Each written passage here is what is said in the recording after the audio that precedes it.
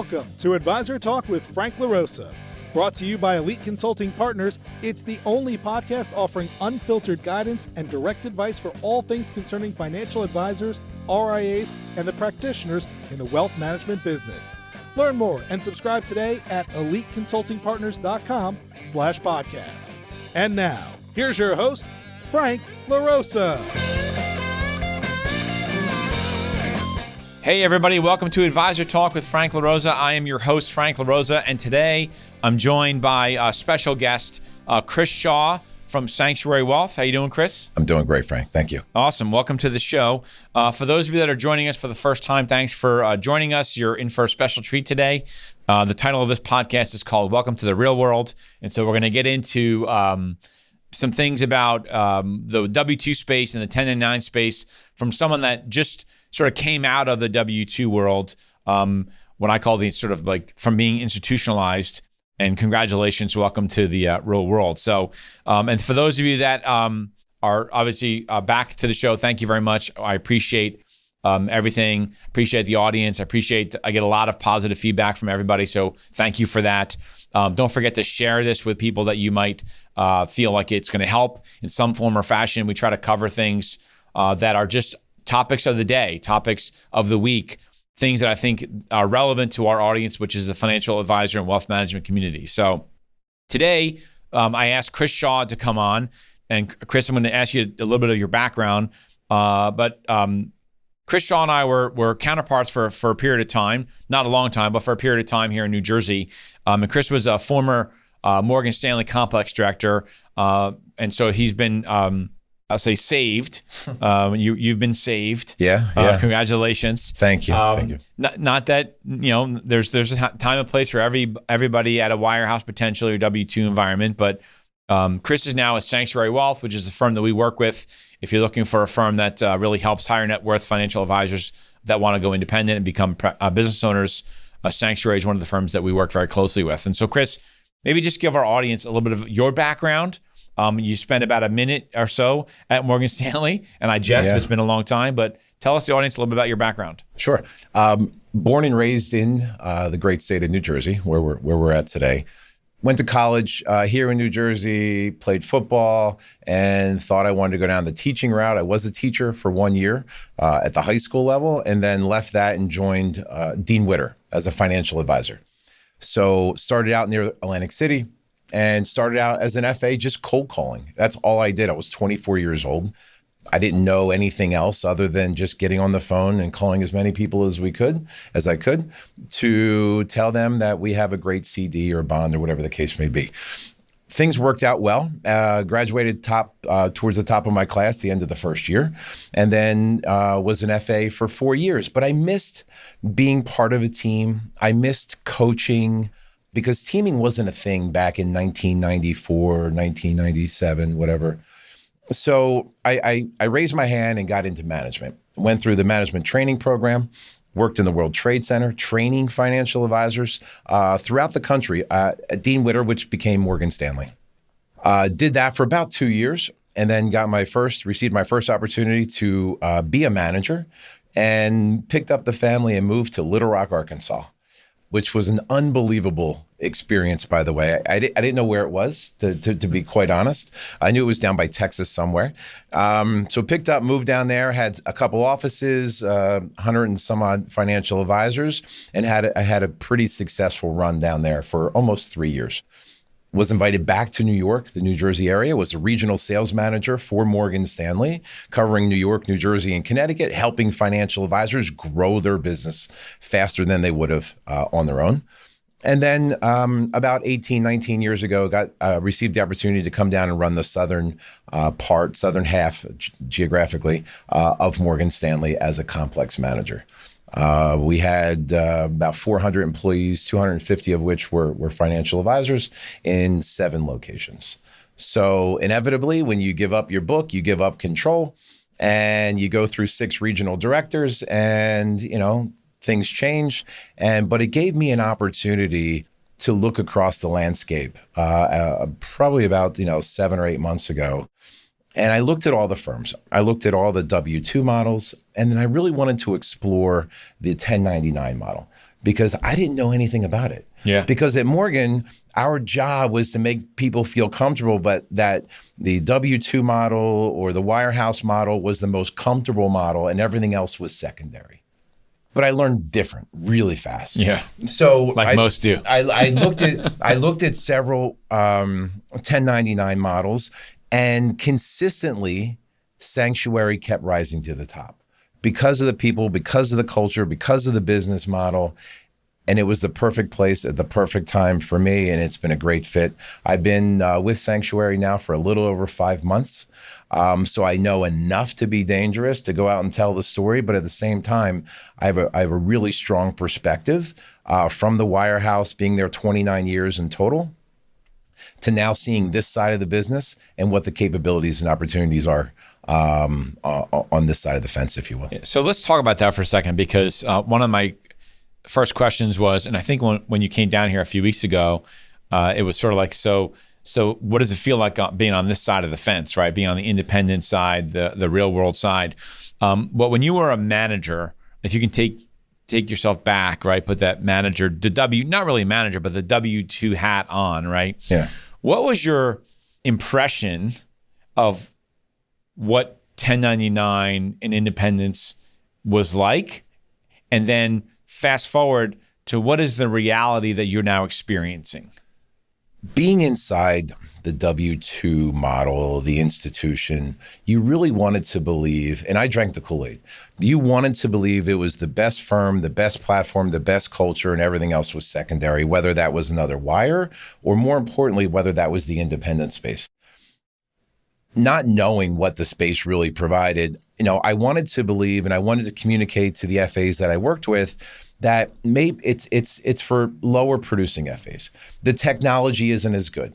The branding won't be as strong because clients are going to be concerned that they're not with a big firm, or the products aren't readily available that you have here. You don't have the amount of resources. Whatever the case may be, lending capabilities, it was all a that distant stuff. second to being in the model that we were currently in. But I was wrong. I was not only pleasantly surprised, I was overwhelmingly surprised about what not only the independent space offers, but what Sanctuary offers specifically. And it's been an unbelievable experience being on this side of the fence. So let's talk about that for a second. One of the biggest things, especially with the types of advisors that Sanctuary attracts, right? And we're going to get into some other solutions that you're going to be coming out with in the future. But a lot of times, the types of advisors that we see going to Sanctuary are the higher net worth clients, higher net worth advisors, several $1 million or more, right? Correct. In production with larger clients. And I think when I talk to a Wirehouse advisor that has a sophisticated client base, one of the first things they say is, yeah, my clients need, more of a sophisticated product platform. What did you find when you went to Sanctuary that resonated with you, that is maybe the reason why Sanctuary is attracting such high net worth clients when it comes specifically to products and lending capabilities? We can talk about products, but also I want to talk about culture, because that's an overstated term that people really don't appreciate it until you don't have it. Yeah. But let's start with products. So what I was exposed to really early on is that we have a capital markets desk. We have a robust offering in alternative investments.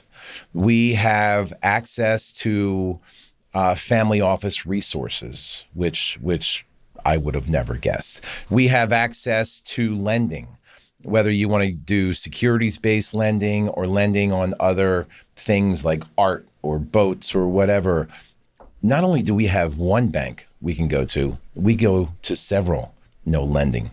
So when people compete, you win, that old adage, right? So we can get you the best pricing. We can get you and your client the best products. So whether you're looking for a structured investment, we deal with all the banks. Whether you're looking for an alternative, we have an incredibly robust offering. If you're looking for products or services that you think you cannot find outside a major wirehouse, you're wrong. We have access to just about everything any client could ever want. Yeah, but your technology is probably not as good, right? That's wrong.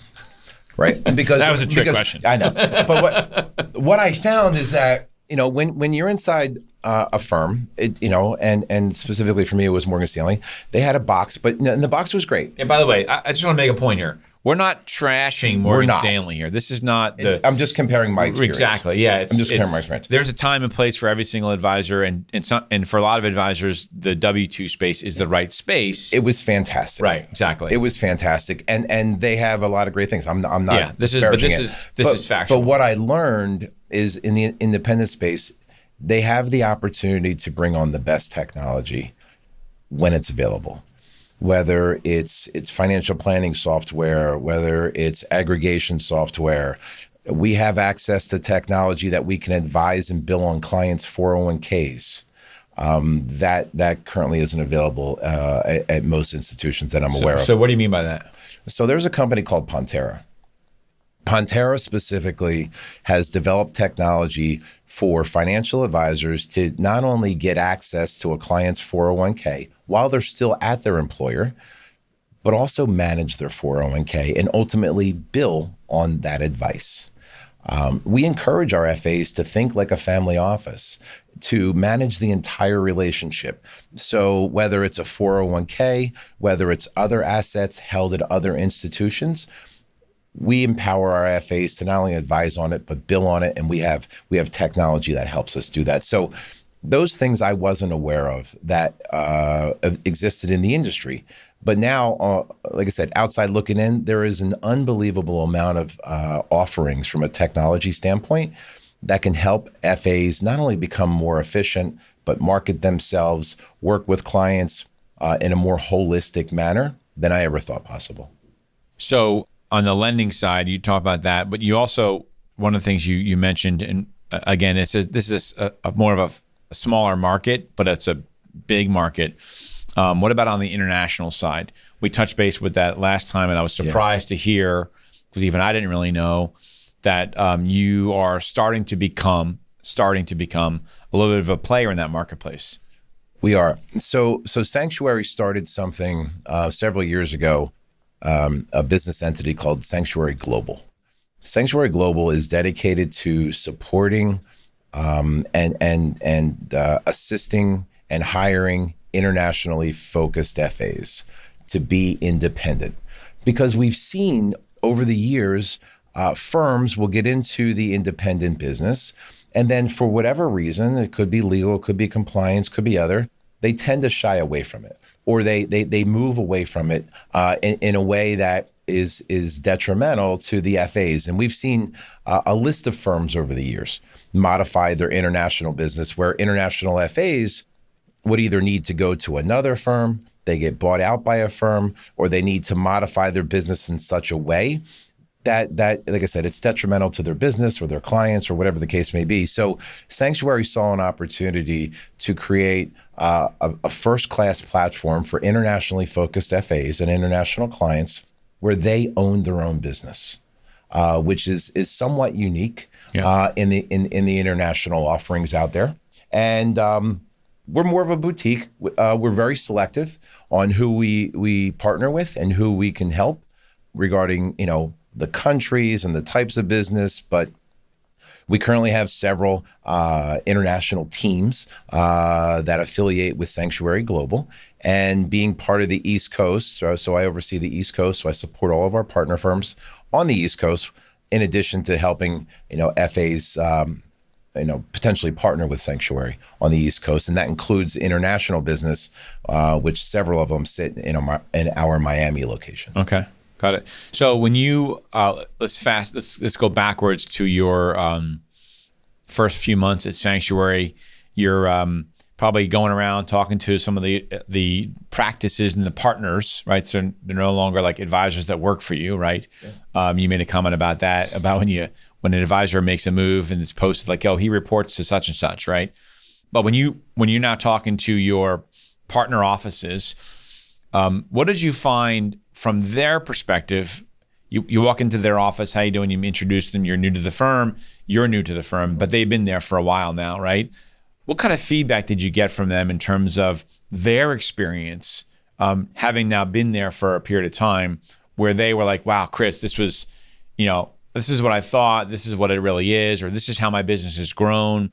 Like, what are those positive responses that you got from them that not took you by surprise, but, give us insight into the initial conversations you were having when you got to know your partner offices?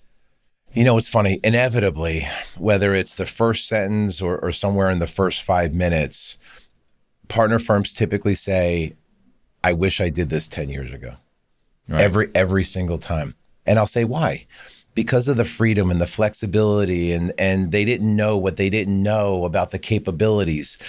But when you go out and you're an entrepreneurial FA and you want more control about your staffing, about your branding, about your ability to market, and access to the latest technology or products, it's empowering. So the FAs that look for that, embrace it, and ultimately find it, it's euphoric in many ways. That I didn't know it was going to be this good, or I would have done it years ago. And then once I kind of peel back the onion a little bit, I'm like, all right, well, tell me exactly why this is better than expected here at Sanctuary. And they've said it, and I've seen it. I've never seen a firm work so hard to get the yes.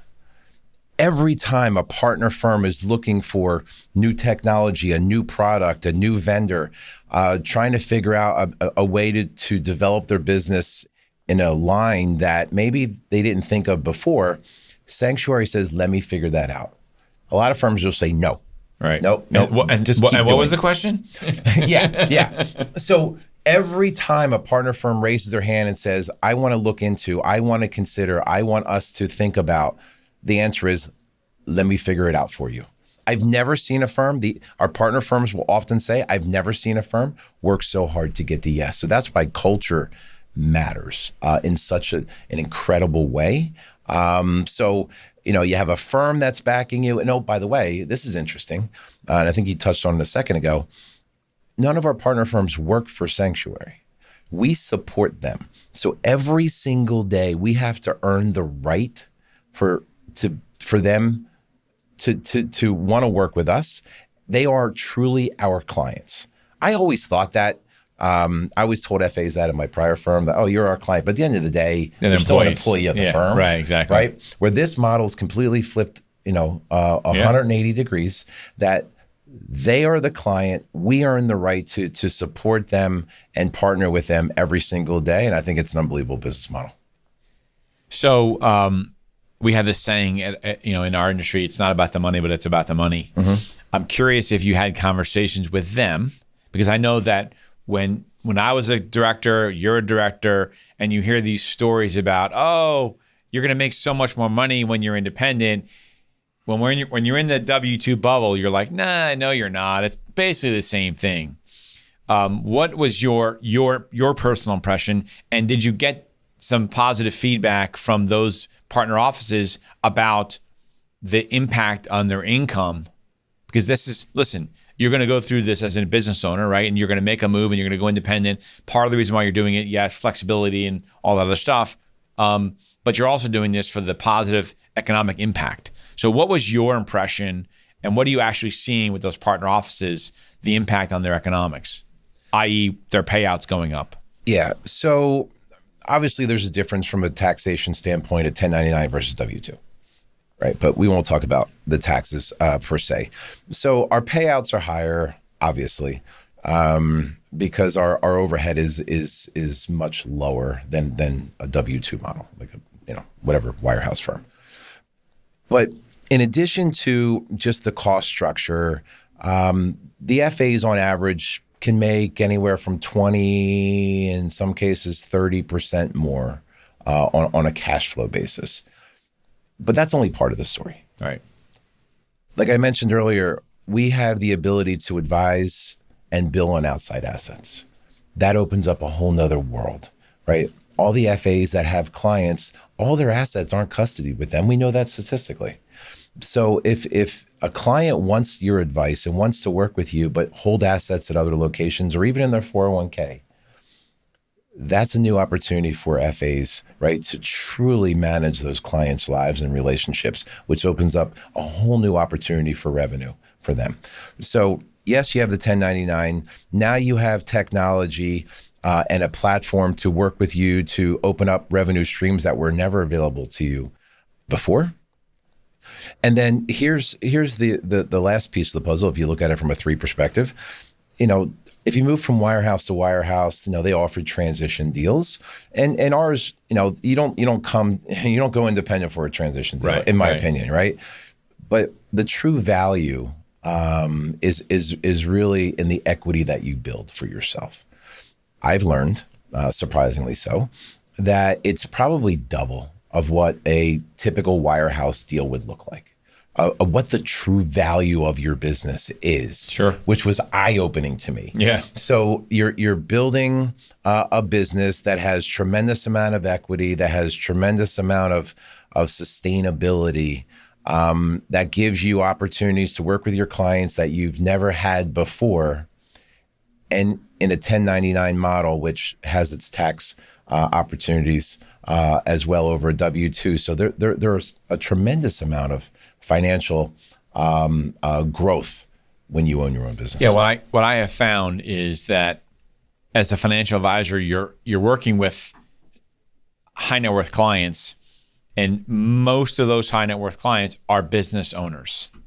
Most of the time. I'm not saying that they're all going to be business owners, but most of them are business owners, and they've built enterprise value in their business. And I think that's when you go independent from a W-2 shop to an independent shop, whether it's Sanctuary or any other independent shop. Yep. That's when you start building enterprise value that Chris is talking about, right? That you're talking about, because you can sell your practice, whether it's Morgan Stanley, Merrill Lynch, UBS. They all have these retirement programs, and you get a fixed fee. Fixed valuation, 2.5 times, whatever. And on that 2.5 times, you're being taxed at ordinary income. So you're getting cut in half right out of the gate, versus being independent. You're building enterprise value. So there's a higher competition for your practice, which increases the value of your business. But you're probably getting an evaluation that's at least double 2.5 times or more, right? It depends on the size of your practice. But then when you do sell, you're selling at a long-term capital gain. So there's significant tax savings. So it really becomes down to how much money are you actually putting in your pocket and putting into your estate as you're building wealth. And it's undeniable that the independent space just destroys the W-2 space, right? Not Correct. wires, just the W-2 space in general. Correct. Right. And so what I've seen over and over again when I run models for advisors that are thinking about W-2 versus 1099, again, it doesn't matter what firm, I routinely see 20 to 30 basis points, maybe 30s, for a larger producer, if you're already at a 45 or 50% payout, right? After you pay for your expenses and you pay your admin fees or advisory fees, whatever they are, the different firms, we're not going to get into that today, and you pay your admin and your pay for your office and all those things, you're typically coming in that 60 to 65% net payout. Correct. Before the tax advantage. Correct. And the things that you get to do. I'm not going to say play, because it's not play when you're dealing with the IRS, but the things that you can do structurally when you have a good accounting and support team. And I'm sure, with your partner firms, you sort of help with that. In sort of setting up your business the right way so it's as tax efficient as possible. Not enough people talk about that, candidly, and I'm surprised that a lot of sophisticated W-2 advisors don't really even understand that.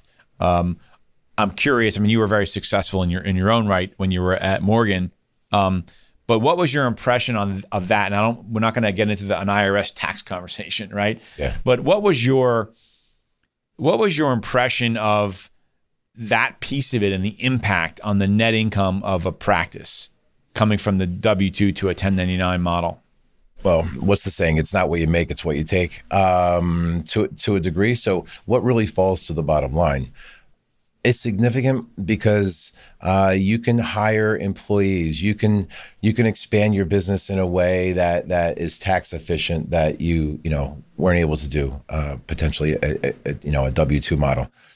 We have partner firms now bringing on tax advice, hiring accountants as part of their firm. Which not only, you could talk about the 1099, but now you're talking about really expanding, what you can do from an advisory perspective. So the 1099 is significant for a lot of reasons, but at the end of the day, it's empowering, right? Do you want to work for someone, or do you want someone to work for you? And all the benefits that come with owning your practice, owning your culture, taking control of your future. All of that matters, especially in a 1099 model.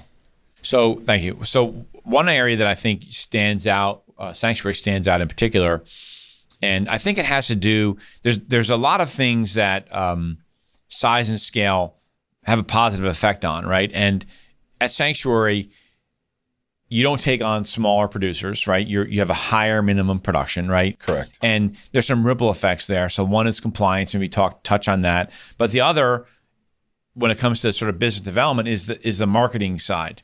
And I've seen, I'll say I've seen Sanctuary, but actually I've seen partners at Sanctuary doing some interesting things, which tells me that, well, Sanctuary is allowing them to do that, right? So talk about the compliance side and why your model of higher end producers, higher minimum size, sort of like when we tell advisors, like, you want to work with your higher clients. Yeah. How has that had a positive impact on advisors? And then also tell us a little bit more about the marketing side at Sanctuary. Let's take a step back and let's talk about why Sanctuary was created. And I think it'll work in perfectly to your question. So Sanctuary was created about 5.5 years ago because there was a perceived gap between a wirehouse model and a complete independent model. We sit in the middle, a supported independent model. And what's that mean? We provide HR, we provide legal, we provide marketing, we provide compliance, we provide products and technology. We do all the things for you that you don't want to do. And then we do a lot of things for you that you want us to do so that you can be at the point of sale, working with your clients, growing your practice, right? That's number one. But number two, it was intentional only to work with elite FAs. And what do I mean by that? Typically is $1.5 million is our minimum. No compliance problems, nothing on their U4, U5, whatever. Typical partner firms have a CFP, a CFA. They have some type of industry designation. Why that was by design is because we found, or the firm found at the time, and we still believe it today, it's one of our core beliefs, is that we don't want to treat people like the lowest common denominator. If you work for a big firm, right, and they have to, but big firms tend to manage to the lowest common denominator because they have to protect the back door. They have to protect the clients. They have to protect the franchise, which all makes sense, and 100%. But we intentionally hire higher producing FAs that have an extensive amount of experience that we don't have to manage to the lowest common denominator. So we provide assistance, we provide support, we provide a platform for them to market in a way that they want to market to their clients. And access to various other tools and resources that we can treat them like quote unquote adults. So what do I mean? From a marketing perspective, we have partner firms that are on CNBC, that are on Bloomberg TV, that market through traditional matters video, and they leverage YouTube. You can use TikTok if that's something that you'd like to do. X, formerly known as Twitter, Facebook, LinkedIn, and they can create their own content. And we can turn it around really fast, whether you're going to be on CNBC in 3 hours, and we can submit the questions. If you want to do a radio talk show, right? We submit the questions, we turn it around. You want to write a podcast. Book, a podcast. All of these things are available, and the compliance department is your partner in getting that area, getting that culture to say yes. Getting back to what I was saying earlier. So we empower you. We partner with you to get your brand, to get your message out there the way you want to. not the way we're going to tell you to, because we're not managing to the lowest common denominator. Yeah, I think that you from a leadership perspective, you have an advisor asking you a question to do something. They're already running a significant business, and they don't have any interest in blowing up their practice, right? And so you already know that they're coming to you with a well thought out question. Culturally, they've already been vetted, and I think that's one of the mistakes. Candidly, as I speak to advisors, I try to explain to them that when you're interviewing with a firm like a Sanctuary, yes, you might have $2 or $3 million of revenue and you have hundreds of millions of dollars in assets, but a firm like Sanctuary is interviewing you also. And I think sometimes advisors lose sight of that they think, well, I'm a $4 million producer, and so everybody should kiss my ass. That doesn't really work that way sometimes. No, especially with a firm like Sanctuary that's trying to build this culture of sort of we're all adults. We all want to roll in the same direction. We don't want to have to manage to the lowest common denominator. So we have to be mindful about who we bring over and do they fit our core values so that we can be fluid and not have to worry like, what's this guy trying to do? Correct. So it's interesting. I find that I've seen that over and over again. Almost every single advisor that I've seen join Sanctuary, like, oh, that was a good one. Like that was good people. Yeah. What I mean by that is not revenue wise. Oh, that was a good quality team right there. We actually, unbeknownst to me at the time of joining Sanctuary, we actually have a no a-hole rule, and I'll leave it at that.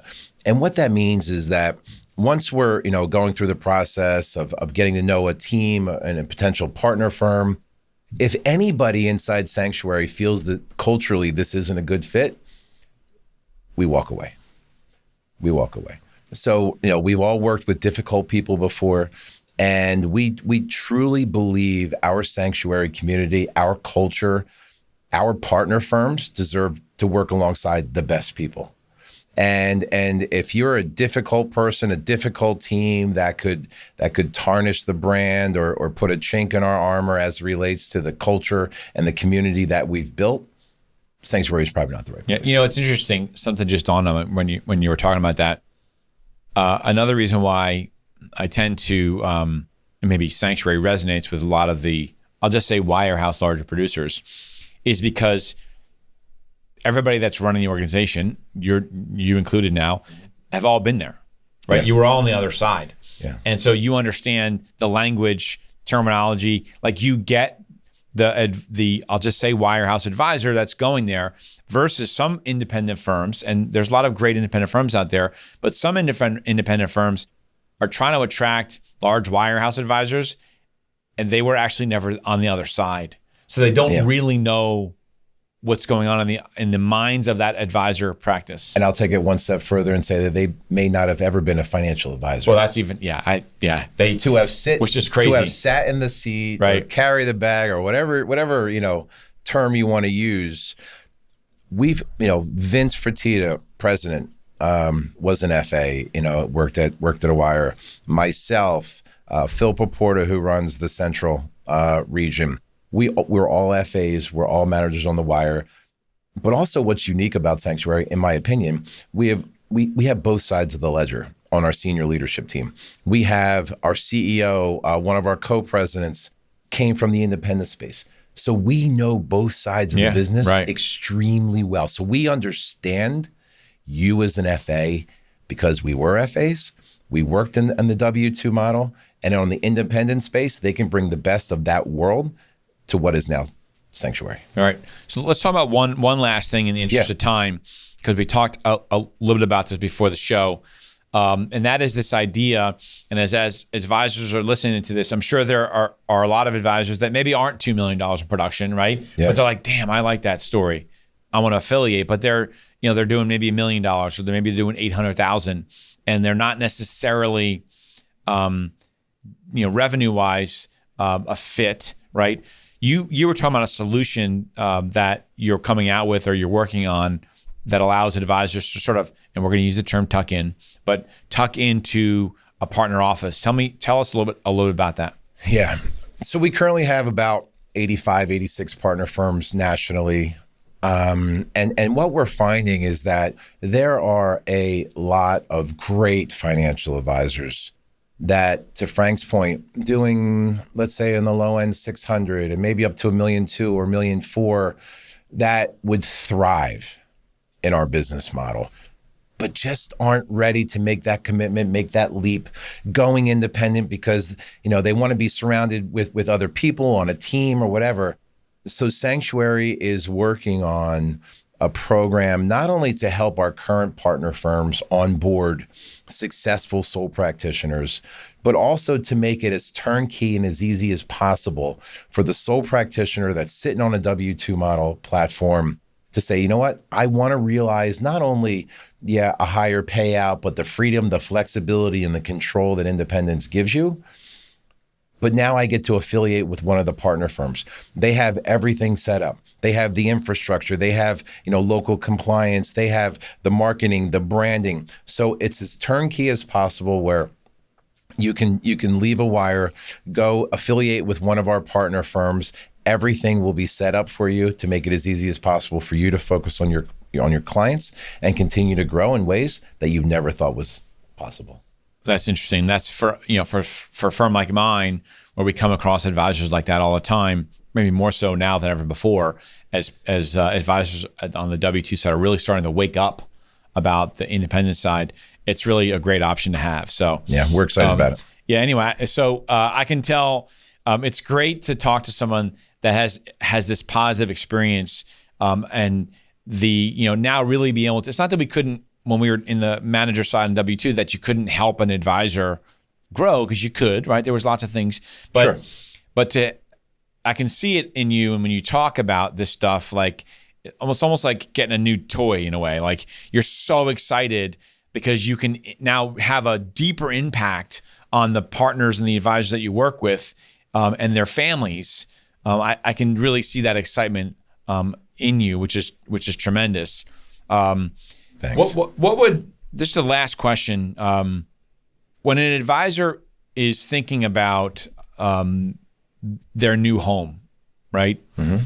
When they think of, or when they hear Sanctuary, what are the 2 or 3 things that they should think more than anything about a firm like Sanctuary? It's a community. It's an environment for elite FAs that want to take control of their business and of their future. You are our client. We work every day to support, facilitate, to empower entrepreneurial FAs to grow in a way that they never thought was possible. So if you're entrepreneurial and you're a little frustrated with the constraints, whatever they may be, whether it's compliance or whether it's marketing or whether it's you have to share one support professional with 5 other financial advisors, whatever those constraints may be. If you're looking for a place to unlock the opportunity, the potential that is available to you, and you want to partner with a firm that has an unbelievable culture, all the resources you or your clients could ever want, and a community of financial advisors in our partner firms that really want to see each other succeed and grow, there's no better place. Awesome. So you got that. So if you're one of those advisors and that resonates with you, definitely check them out. You can obviously, if an advisor wants to reach out to you and connect with you, what's the best number to reach you at? So my email is cshaw, not sophisticated, cshaw@sanctuarywealth.com. Or go to our website. You can direct message us, email us. That's the easiest way. Or my cell phone's 917-699-0836. If you want to shoot me a text or email, but obviously they can go through you and connect with us. We have a lot of great things going on. We really it's going right there. So if you want to connect with me, you can call me at 856-316-4651. As always, you can email me at frank@eliteconsultingpartners.com. Don't forget to check out my Instagram page, which just crossed 150,000 followers, which is awesome. That's at franklarosa.elite. You can also check us out on LinkedIn. We have a lot of great stuff. But if you want to have a conversation with Chris or any of the guys over at Sanctuary, please feel free to reach out to us. It's a great opportunity. What I would tell every advisor that is thinking about making a move, you got to do your homework and you got to do your due diligence. which means if you are a larger practice and you're talking to a few firms and sanctuary is not in the mix, you owe it to yourself and to your clients to be talking with sanctuary, because you would be surprised. You made this comment. You didn't know what you didn't know. That's correct. Right? That's correct. And that's a huge thing I see with advisors. You don't know what you don't know until you start exploring.